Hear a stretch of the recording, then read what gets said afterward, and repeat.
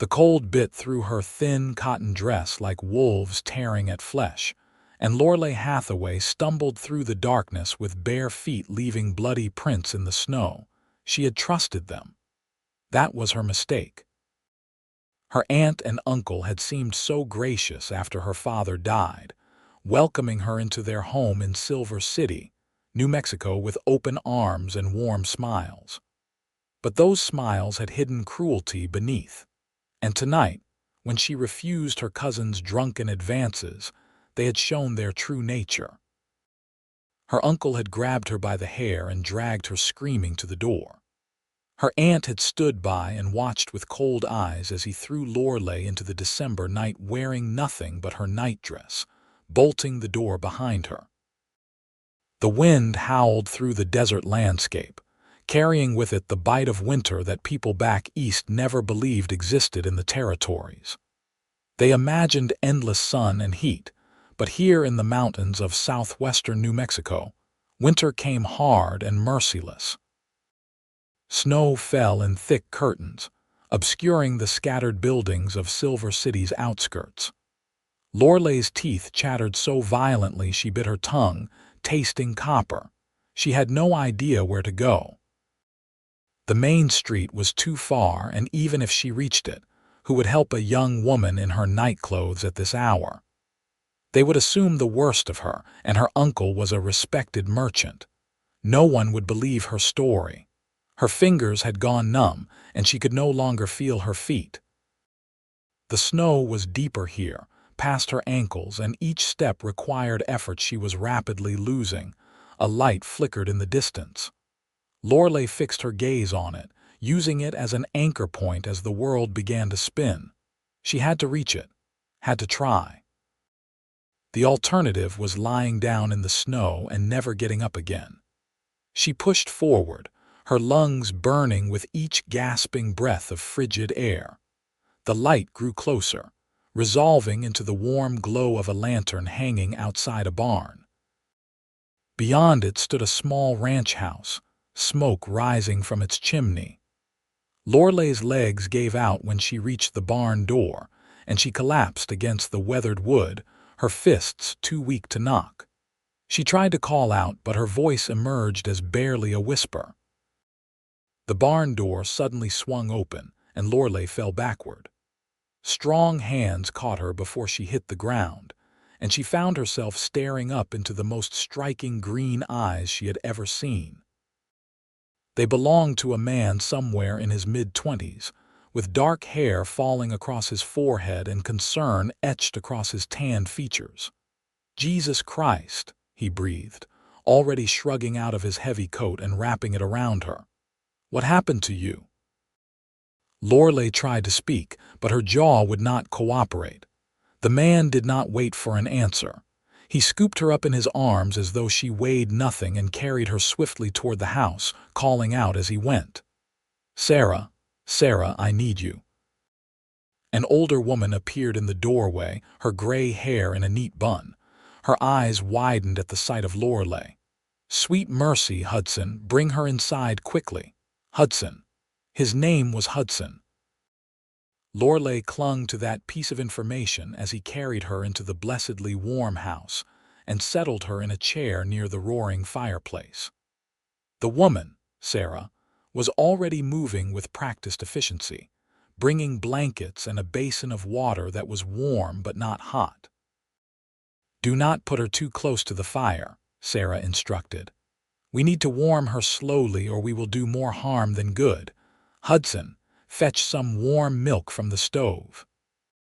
Lorelei watched through a haze as they worked over her, wrapping her in blankets, carefully cleaning the cuts on her feet, checking her fingers and toes for frostbite.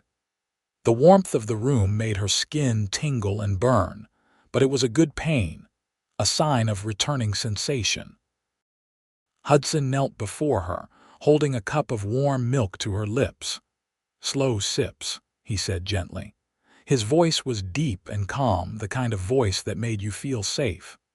"Can you tell us what happened?" Lorelei managed to swallow some of the milk before she found her voice. It came out hoarse and broken.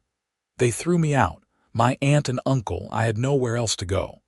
Hudson's jaw tightened and something dangerous flashed in his eyes. They threw you out into this storm. In your night clothes, she nodded, and to her horror, tears began streaming down her face. She had not cried when they threw her out, had not cried as she stumbled through the snow. But now, in the safety of this warm house with these kind strangers, everything came pouring out. Sarah made a sound of pure disgust. What manner of devils would do such a thing? Hudson, this girl needs proper clothes and food. I will prepare the spare room. No, Lorelei said quickly. I cannot impose. You have already done so much. Hudson set the cup aside and looked at her steadily. Miss, you nearly froze to death. You are staying here tonight, and we will figure out the rest in the morning. No arguments. There was a firmness in his tone that brooked no disagreement, but it was not unkind. Lorelei found herself nodding, too exhausted and overwhelmed to protest further. Sarah disappeared into another room and returned with a clean nightgown and a thick robe. Come along, dear. Let us get you into something dry and proper. Hudson, you check on the horses and give us some privacy. Hudson stood, his coat still around Lorelei's shoulders over the blankets. Yes, madam. Miss, you are safe here. I promise you that. Lorelei believed him. There was something in his manner, in the way he looked at her with such genuine concern, that made her trust him instinctively. He left the house, and Sarah helped Lorelei change into the dry nightgown. The older woman's touch was gentle but efficient as she examined Lorelei more thoroughly. No frostbite, thank the Lord, Sarah pronounced. Your feet are cut up something fierce, but they will heal. You are a very lucky young woman. Another hour out there and Hudson would have found a frozen corpse instead of a living girl. Lorelei shuddered at the thought. Sarah led her to a small bedroom that was simply furnished but clean and warm. The bed had been turned down, and several quilts were piled at the foot. You rest now, Sarah said. I will bring you some broth and bread. You need to eat something warm. Who are you? Lorelei asked. I mean, who is Hudson? This is his ranch, Sarah smiled. Hudson Bennett owns this land, yes. He is a good man, one of the best I have known. I am his housekeeper, Sarah Cooper.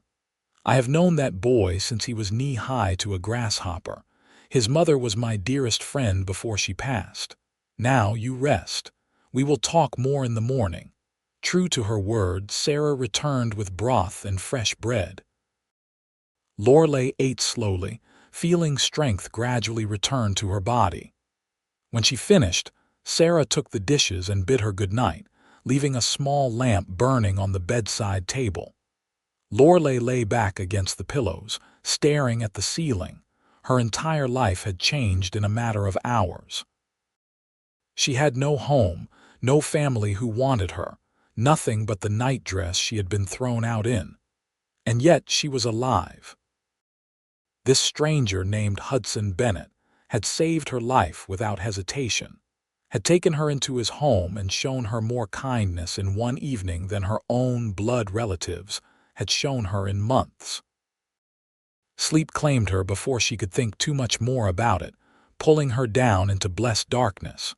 She woke to sunlight streaming through the window and the smell of coffee and bacon drifting through the house. For a moment, Lorelei could not remember where she was.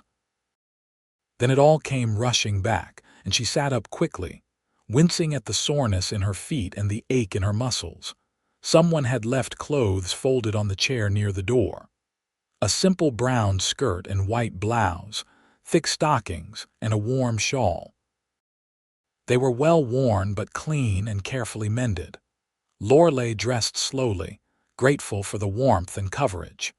When she emerged from the bedroom, she found Sarah in the kitchen, moving between the stove and the table with practiced ease. "Good morning, dear," Sarah greeted her warmly. "Come, sit down, you must be starving." "Where is Hudson?" Lorelei asked, taking a seat at the wooden table. "Out tending to the stock. He has a small herd of cattle and some horses. The work never stops on a ranch, even in winter. Sarah set a plate before Lorelei, heaped with eggs, bacon, and fried potatoes. "Eat up. You need your strength." Lorelei ate, discovering that she was indeed ravenous. The food was simple but well prepared and delicious. As she ate, Sarah moved about the kitchen and Lorelei found herself studying the house. It was small but well maintained, everything in its place. There were little touches that suggested a woman's influence, but they were dated, as though no one had updated them in years. "Hudson's mother decorated this place," Sarah said, noticing Lorelei's gaze. "Margaret had such fine taste. Hudson has not changed much since she passed 5 years ago. I think he likes keeping things the way she left them." "What happened to her?" "Fever took her one winter. Broke Hudson's heart. His father died when he was just a boy, so it was just him and Margaret for many years. She was a strong woman, raised him right, taught him to treat people with respect and dignity, to help those in need." Sarah poured coffee into 2 cups and sat down across from Lorelei. "Now tell me about your situation. What are your plans?" Lorelei stared into her coffee. "I do not have any plans. I have no money, no prospects. My father died 6 months ago and left me in the care of his brother. My uncle seemed kind at first, but—" She trailed off, not wanting to speak of her cousin's behavior. Sarah reached across the table and patted her hand. "You do not need to explain. I have lived long enough to know that not all family is loving. You are welcome to stay here for as long as you need. Hudson will agree with me on that, I am certain." "I cannot take charity," Lorelei said, though her heart clenched at the thought of leaving this safe haven. "It would not be proper, and I could not repay such kindness." "Who said anything about charity?" "This ranch needs help, and I am not getting any younger. If you are willing to work, there is plenty to be done. Hudson can pay you a small wage, enough to save up if you decide to move on eventually. And as for propriety, I am here as a chaperone. Your reputation would be intact." Hope fluttered in Lorelei's chest, fragile and uncertain. "You truly mean that?" "I do not say things I do not mean, child. But the decision is Hudson's to make. He should be back for lunch, and you can discuss it with him then." The morning passed in a pleasant routine. Sarah showed Lorelei around the house, pointing out where things were kept and what chores needed doing. Lorelei insisted on helping, and together they prepared lunch and tidied up the already neat house. It felt good to be useful, to have purpose again. Hudson returned as the sun reached its peak, stomping snow from his boots on the porch before entering. He looked tired but pleased about something, his cheeks ruddy from the cold.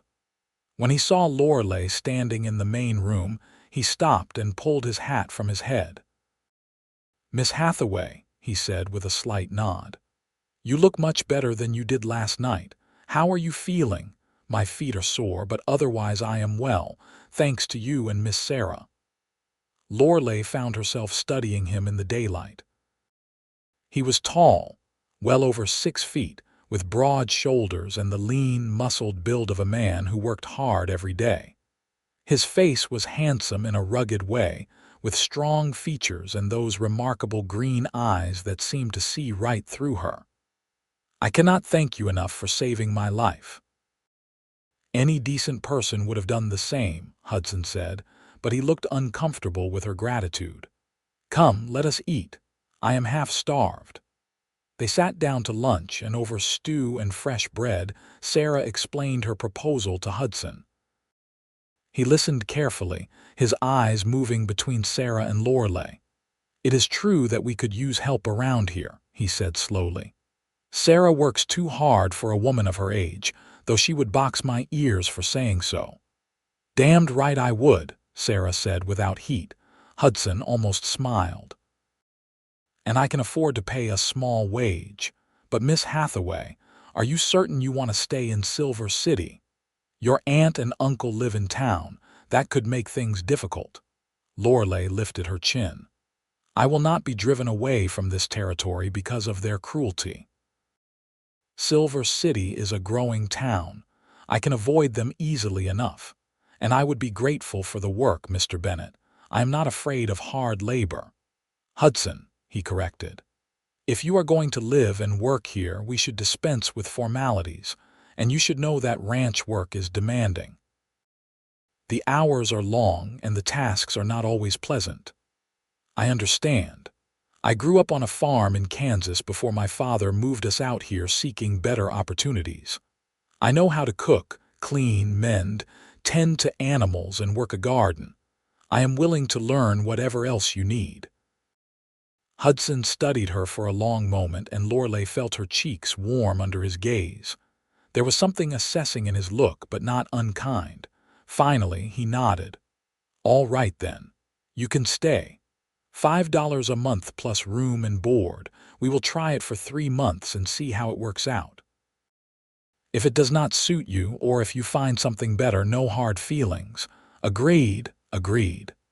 Lorelei felt relief wash through her so strongly that her eyes prickled with tears. She blinked them back quickly. Thank you, Hudson. You will not regret this.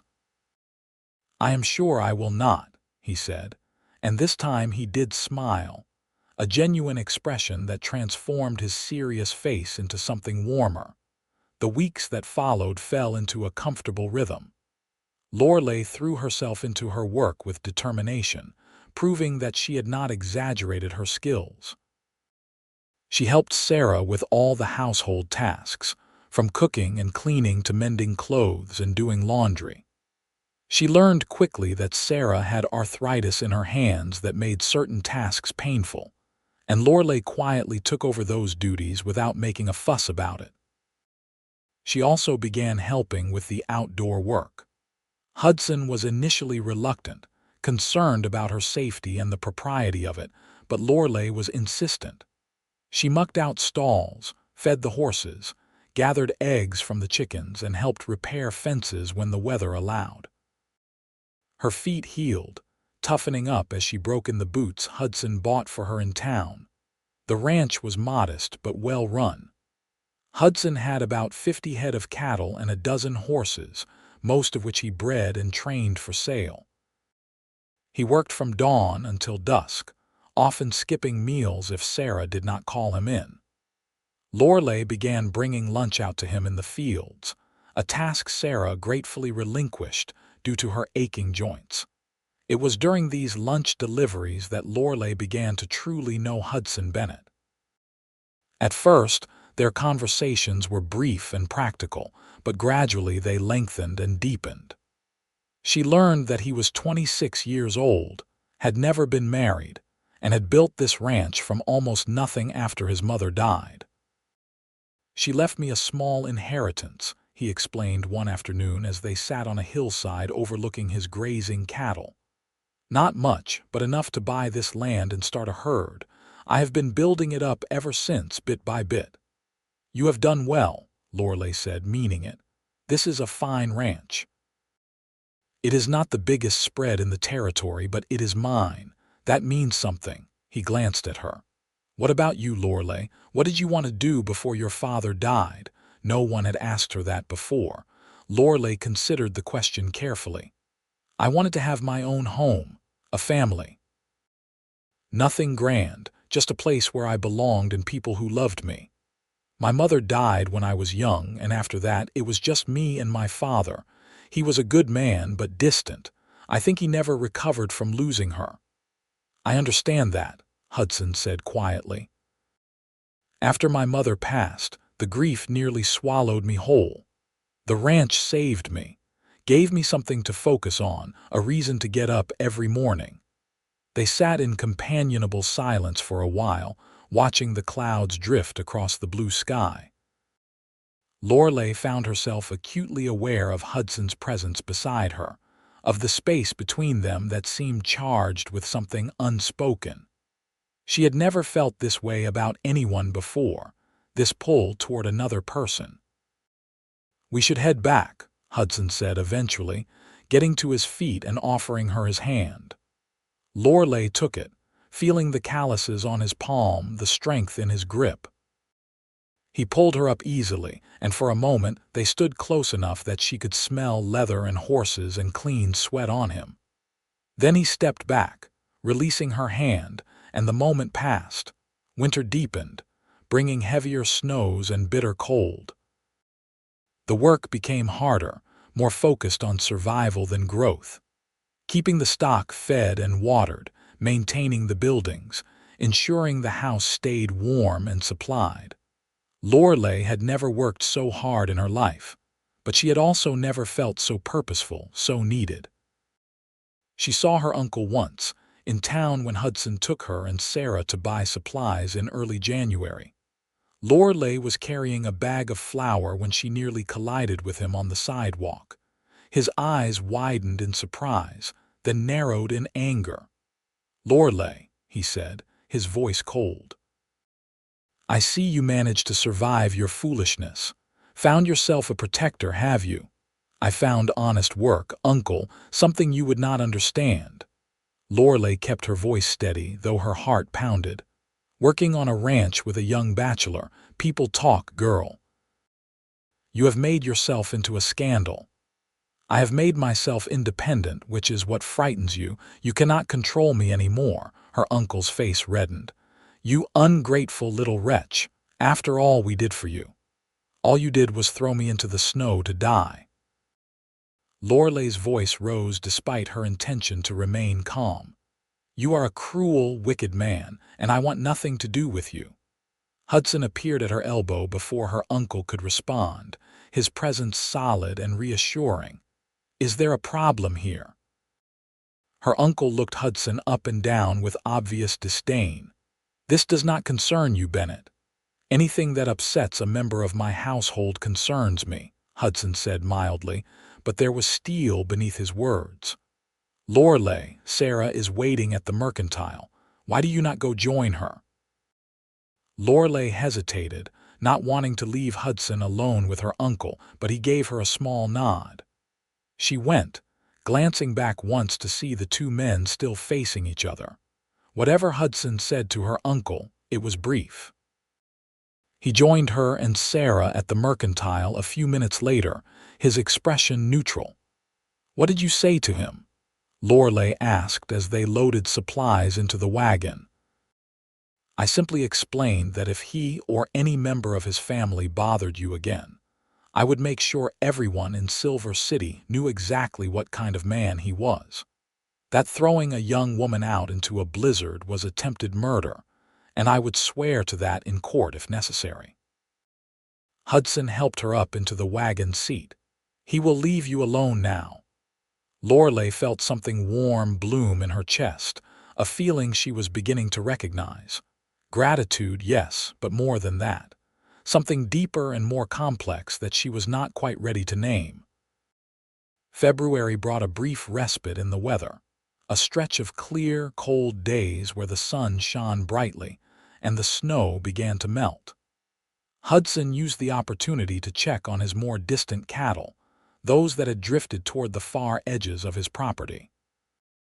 He invited Lorelei to come along, ostensibly to help but also, she suspected, because they both enjoyed each other's company. They rode out early one morning, their breath misting in the cold air. Lorelei had become a competent rider, having practiced on one of Hudson's gentler mares. She loved the freedom of being on horseback, the way the world opened up around her. They found most of the cattle healthy and accounted for, though Hudson made note of a few that would need watching. On the ride back, they stopped to rest the horses near a frozen creek. Hudson built a small fire, and they shared the lunch Sarah had packed for them. "Spring will be here before we know it," Hudson said, staring into the flames. "That is when the real work begins. Calving season, branding, moving the herd to better grazing. I will need to hire on some help for a few months." "I can do more," Lorelei offered. "Whatever you need." Hudson looked at her, his expression unreadable. "You already do more than I expected, more than I have any right to ask." "You are not asking, I am offering." "Hudson, this place has become home to me. You and Sarah have become like family. I want to contribute to be useful. You are useful, more than useful." He paused, seeming to struggle with something. "Lorelei, I need to be honest with you about something." Her heart began to beat faster. "All right. When I found you that night, I thought I was just helping someone in need, doing the right thing. But over these past months, working alongside you, getting to know you, He stopped, looking frustrated with himself. "I have come to care about you. More than I should, given that you work for me and live under my roof." Lorelei felt her breath catch. "Hudson, let me finish," he said, holding up a hand. "I do not want to put you in an uncomfortable position. If you do not feel the same way, we can forget I said anything and go on as we have been. But I needed to tell you the truth. You deserve that much."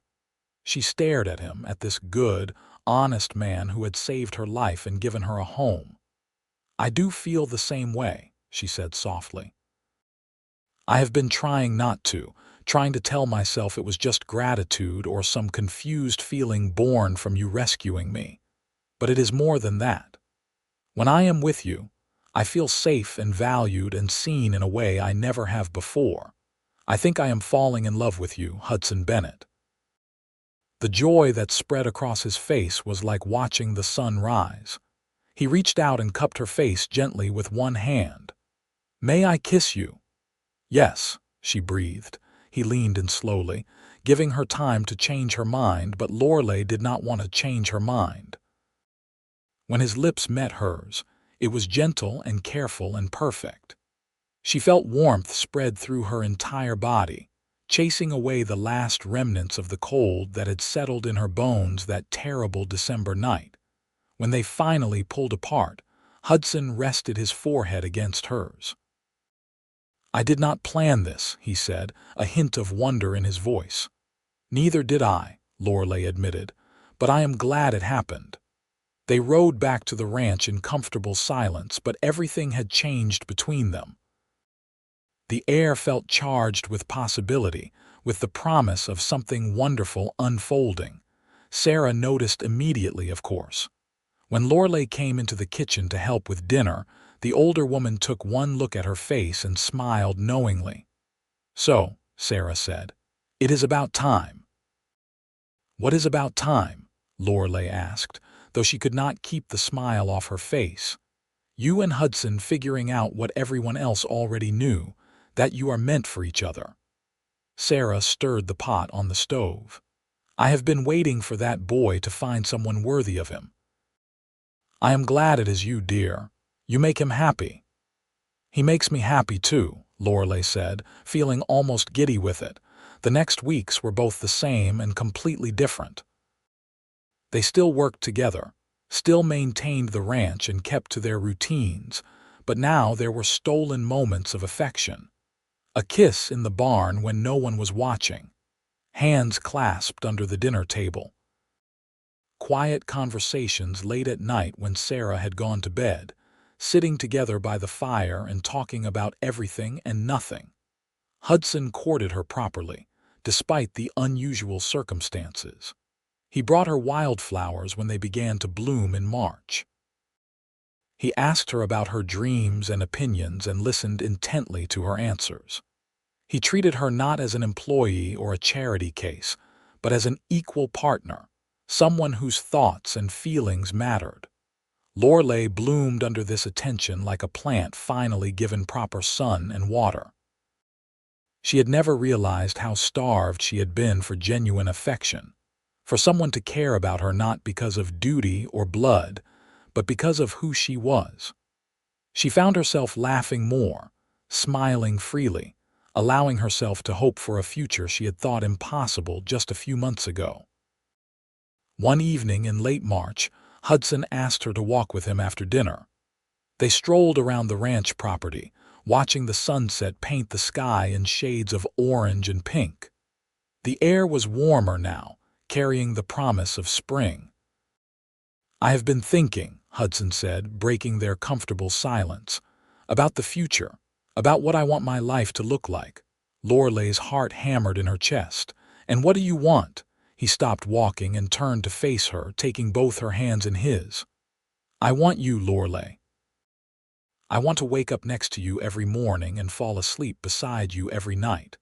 I want to build this ranch into something bigger and better, knowing you are there beside me. I want children someday, a family of our own. I want everything, as long as it is with you."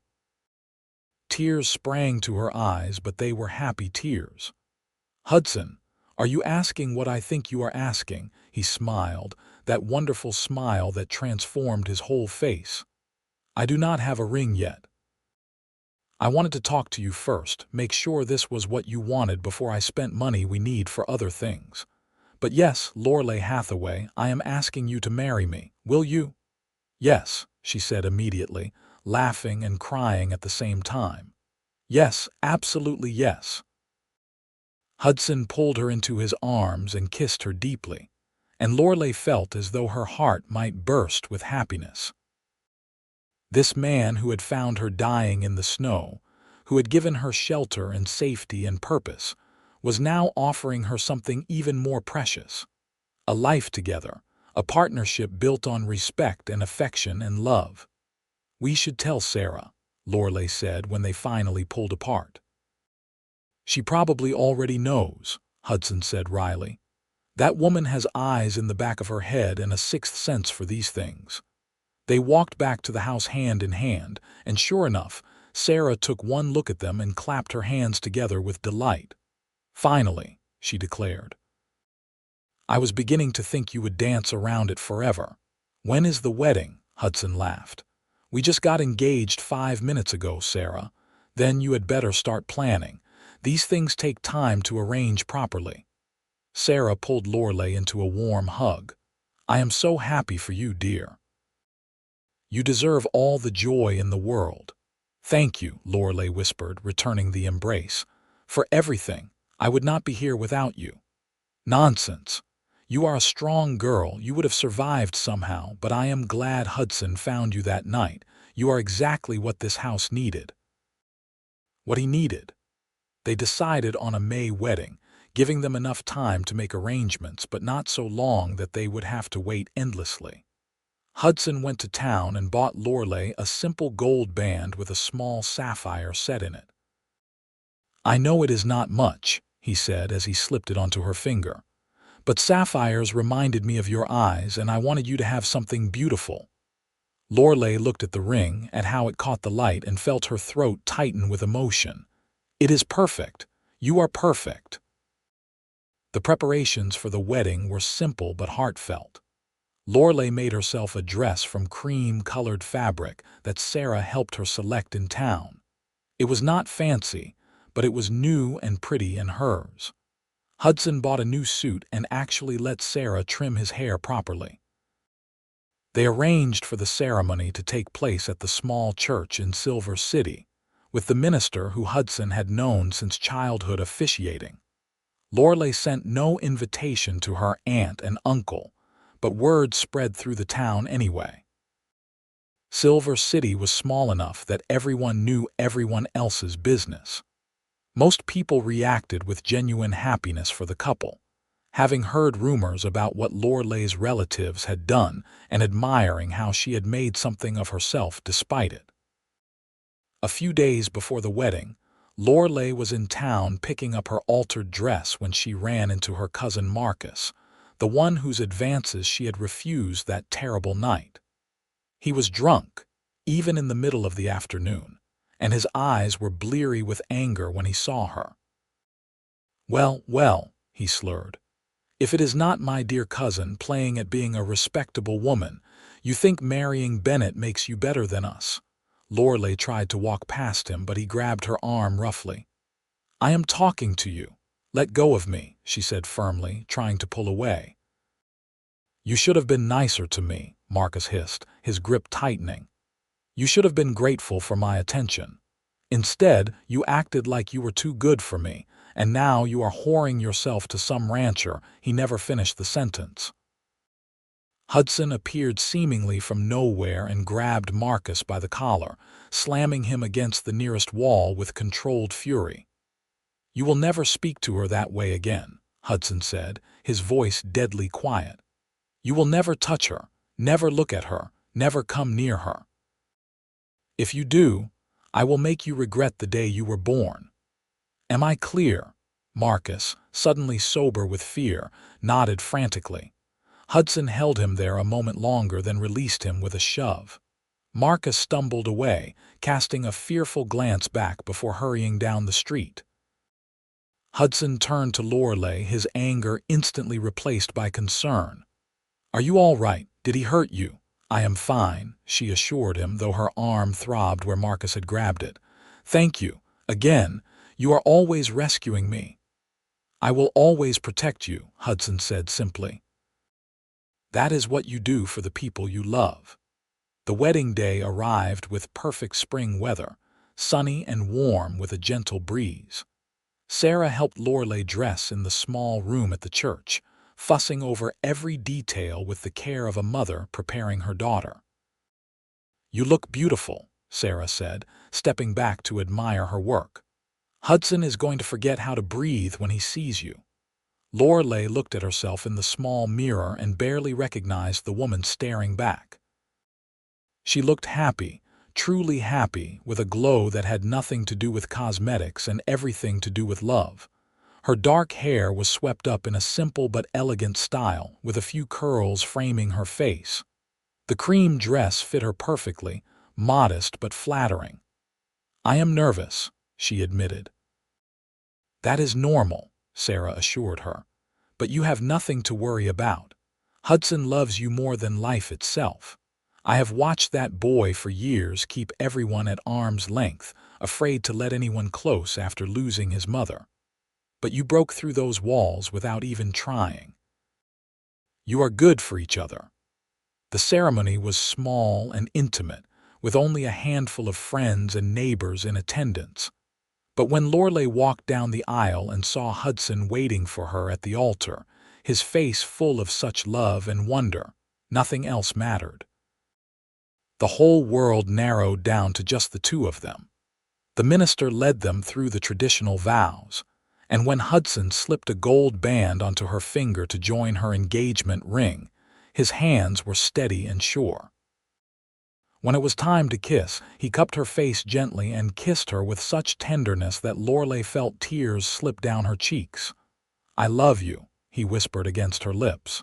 "Mrs. Bennett." "I love you too," she whispered back. The small reception afterward was held at the ranch, with Sarah having prepared enough food to feed twice as many people as actually attended.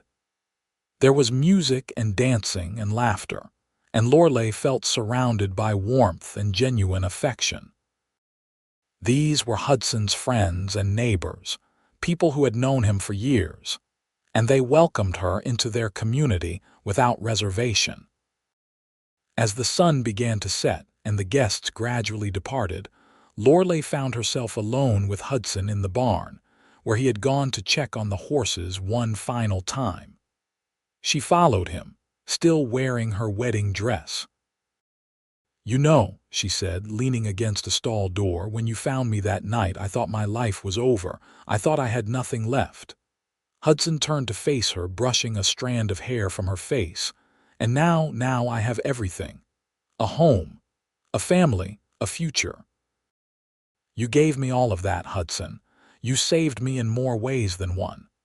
"You saved me too," he said seriously. "I was just existing before you came along, going through the motions. You reminded me what it felt like to truly live, to have something worth waking up for beyond just work and duty. You brought joy back into this house, back into my life." She pulled him down for a kiss, pouring all her love and gratitude into it. When they finally pulled apart, both breathless, Hudson smiled. "We should go back to the house," he said. "Sarah will have retired to her room by now. We have the place to ourselves." Lorelei felt a flutter of nervousness mixed with anticipation. "I am scared," she admitted. "Not of you, just of the unknown." "We will figure it out together," Hudson promised, taking her hand. "I will never rush you or pressure you. We have the rest of our lives, Lorelei. There is no hurry." That night, in the privacy of their room, Hudson was true to his word. He was patient and gentle, taking his time, making sure she felt safe and cherished every moment. And when Lorelei finally fell asleep in her husband's arms, she felt complete in a way she never had before. The months that followed were a period of adjustment and growth. Being married was different from courting, requiring them to navigate shared space and shared lives in new ways. There were small disagreements, of course, mostly about inconsequential things like how to organize the kitchen or whose turn it was to do certain chores. But they learned to communicate, to compromise, to choose their battles. The ranch thrived under their combined efforts. Hudson hired 2 ranch hands for the busy summer season, young men named Tom and Jesse who worked hard and treated Lorelei with respect. The cattle herd grew, calves were born healthy and strong, and Hudson's horse breeding program gained a reputation for quality animals. Lorelei threw herself into improving the household, not because Hudson demanded it, but because she wanted to. She planted a vegetable garden that flourished under her care. She convinced Hudson to add on to the chicken coop so they could increase their flock. She learned to make cheese and butter, to preserve food for the winter, to do all the things that would make their home more self-sufficient. Sarah's arthritis worsened that summer, and by August, she was struggling to do even simple tasks. It broke Lorelei's heart to see this strong, capable woman reduced to pain and frustration. She and Hudson insisted that Sarah stop working and let them care for her instead.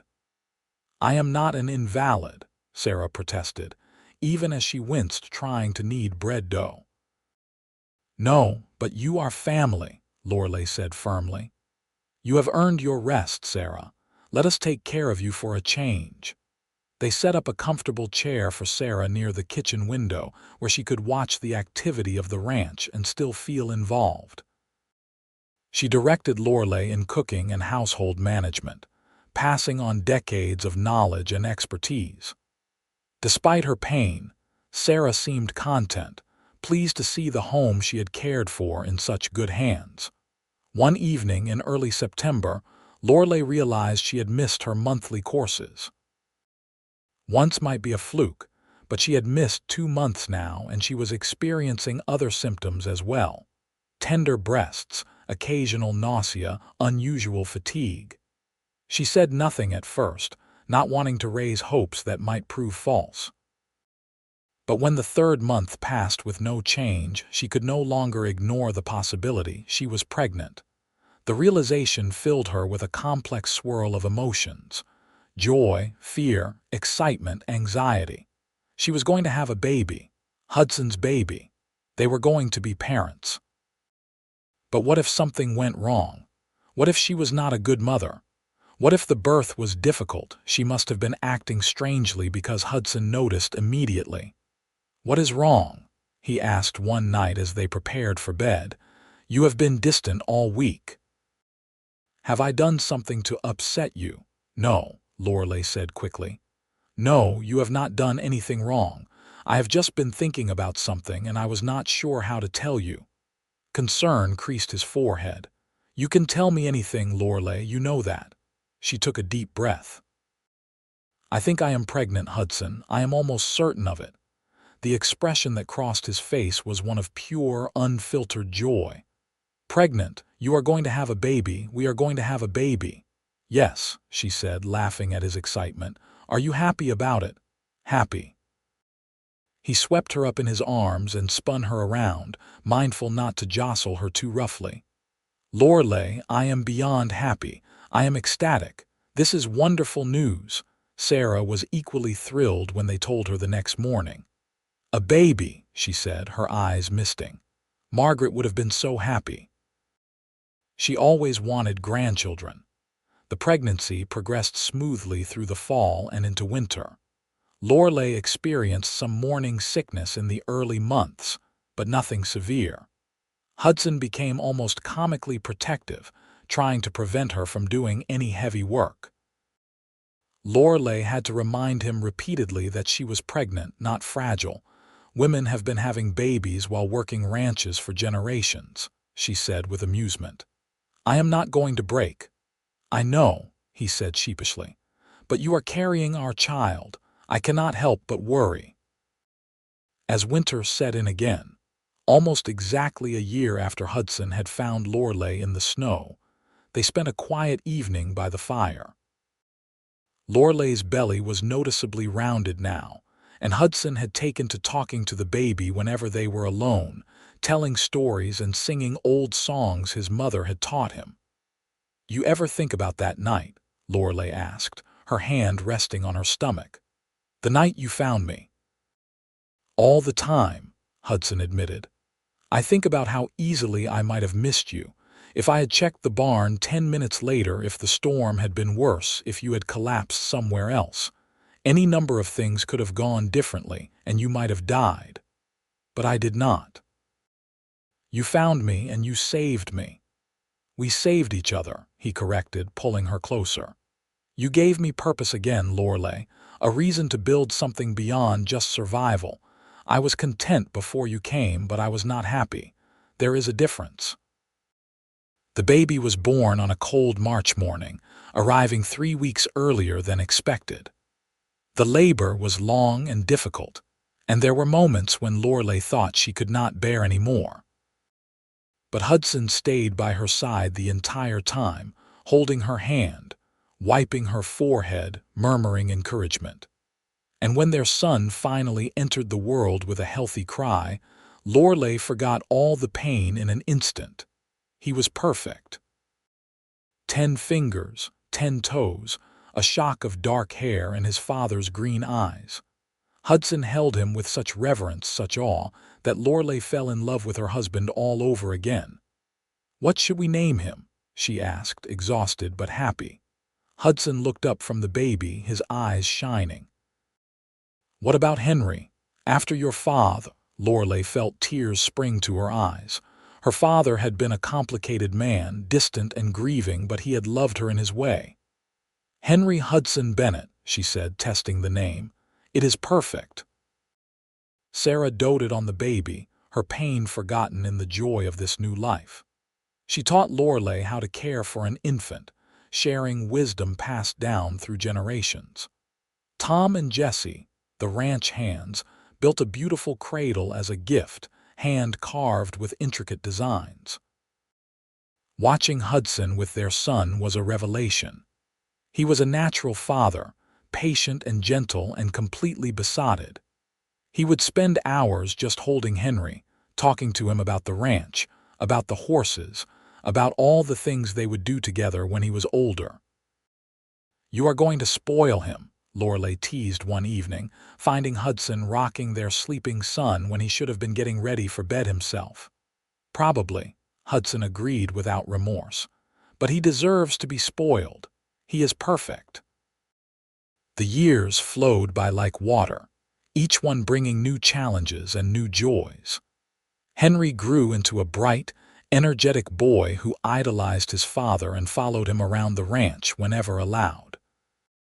When he was 3, Lorelei became pregnant again, and this time she delivered a daughter they named Margaret, after Hudson's mother. Sarah held her namesake granddaughter with tears streaming down her face, declaring it the happiest day of her life. Maggie, as they called her, was quieter than her brother, more thoughtful and observant. She had Lorelei's dark hair and delicate features, but Hudson's stubborn determination. By the time she was 2, she was already trying to ride the horses, much to everyone's alarm and amusement. Sarah passed away peacefully in her sleep when Maggie was 4 years old. They buried her next to Hudson's mother, under a tree that bloomed with white flowers every spring.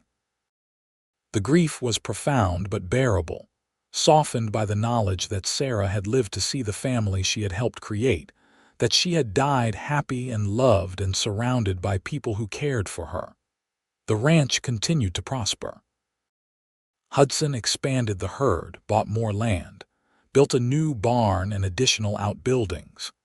He became known throughout the territory as a fair dealer and an honorable man. People sought his advice on cattle and horses, and he developed a reputation as someone who could be trusted to keep his word. Lorelei found her own place in the community, organizing social events, helping neighbors in need, and eventually starting a small school for the ranch children in the area who had no other access to education. She taught reading and arithmetic in their front room 3 days a week, refusing payment but accepting food and goods in trade.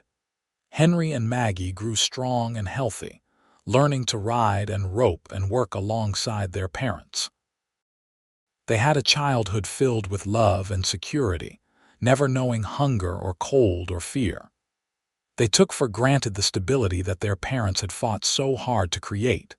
When Lorelei was 32, she had one final pregnancy, delivering twin boys that they named James and Samuel.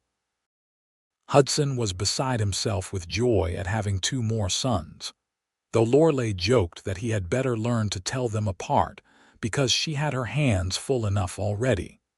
The twins were terrors from the start, getting into everything and keeping everyone on their toes.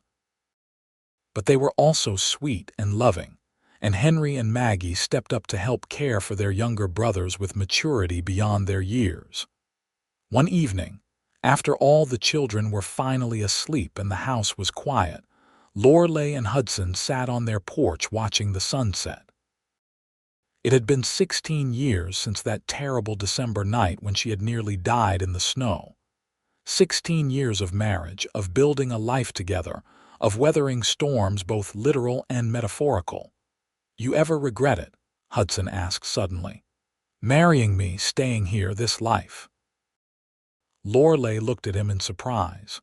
"Never, not for a single moment. Why would you ask that?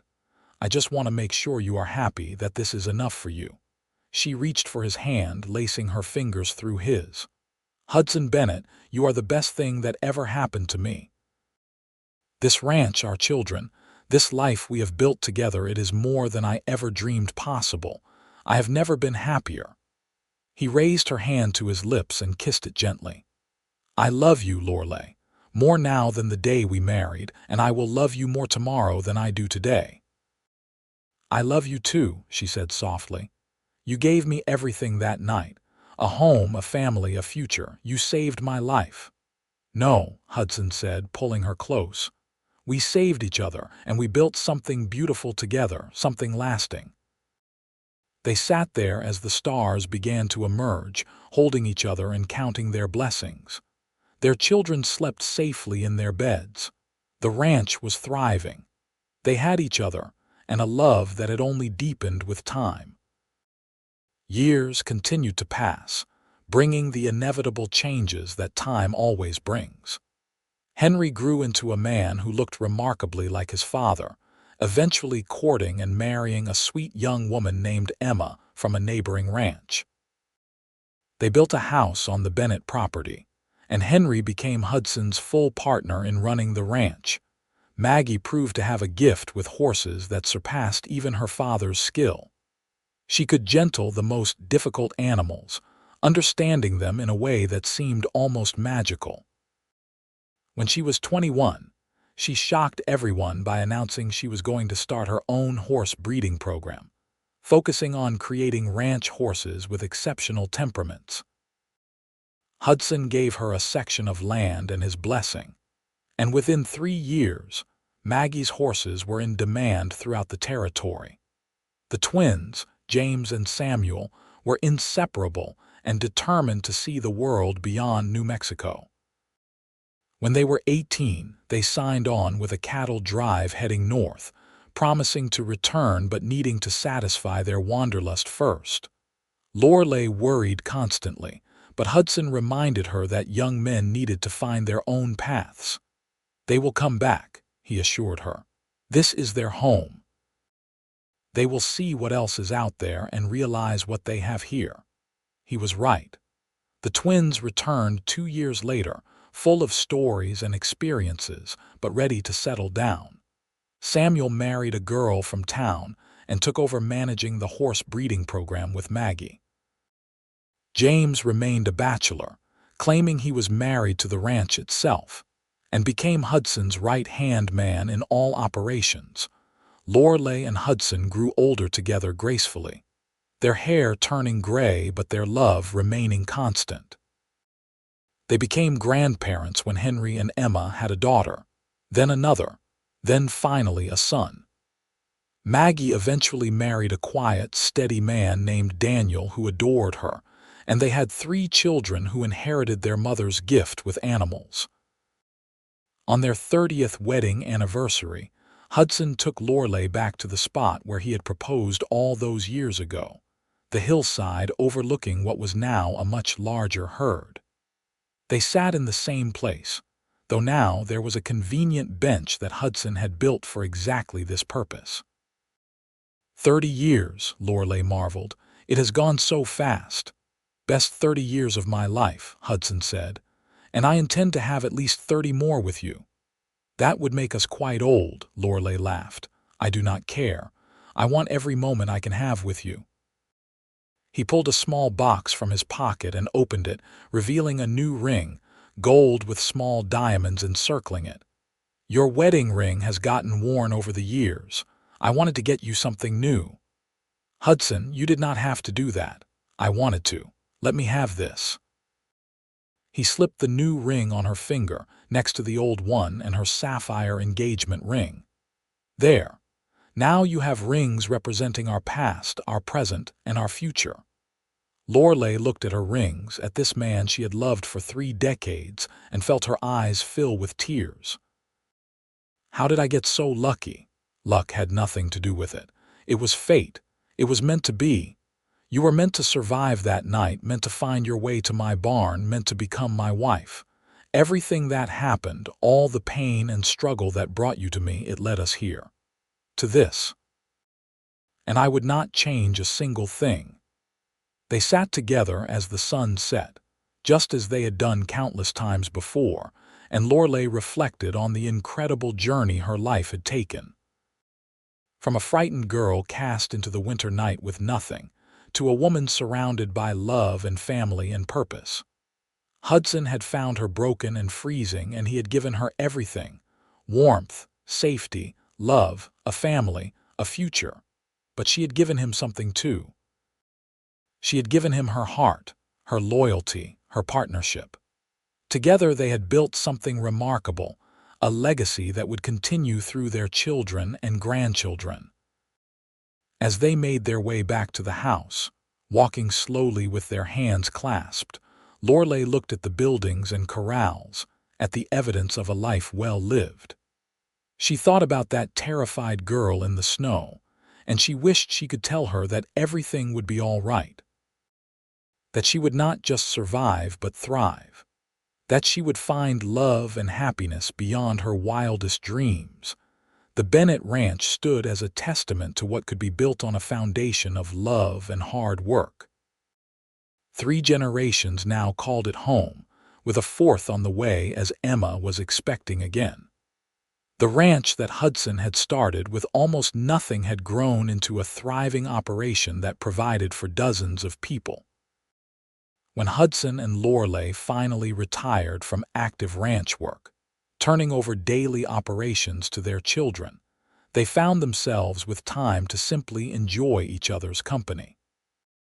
They took long walks, tended a garden, spoiled their grandchildren, and spent quiet evenings reading together by the fire. One winter evening, as snow fell gently outside and the fire crackled warmly in the hearth, Lorelei looked across at Hudson dozing in his chair and felt overwhelming gratitude wash over her. They were both in their 70s now, their bodies showing the wear of hard-lived lives, but their love had only grown stronger. As if sensing her gaze, Hudson opened his eyes and smiled at her, that same smile that had made her fall in love with him all those years ago. "What are you thinking about?" he asked. "Everything," Lorelei said. "Our life together, our family, how blessed we have been." "We have been blessed," Hudson agreed, "but we also worked for it. We built this together, Lorelei. Everything we have, everything we are, we created through partnership and love." She moved from her chair to sit on the arm of his, and he wrapped his arm around her waist, pulling her close. Outside, the snow continued to fall, but inside the house was warm and filled with love.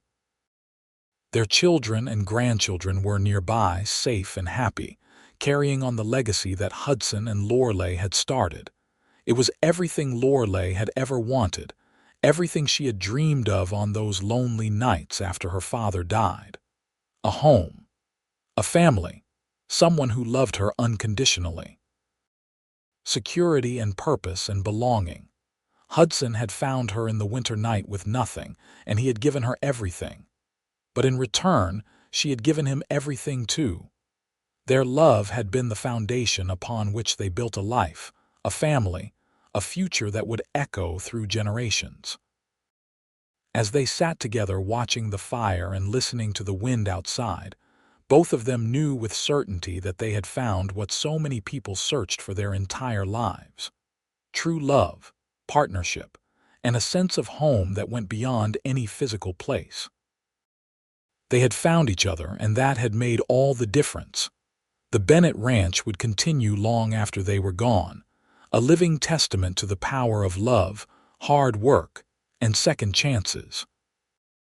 But more than that, it was proof that sometimes the worst moments of our lives lead us to the best things we never knew we needed.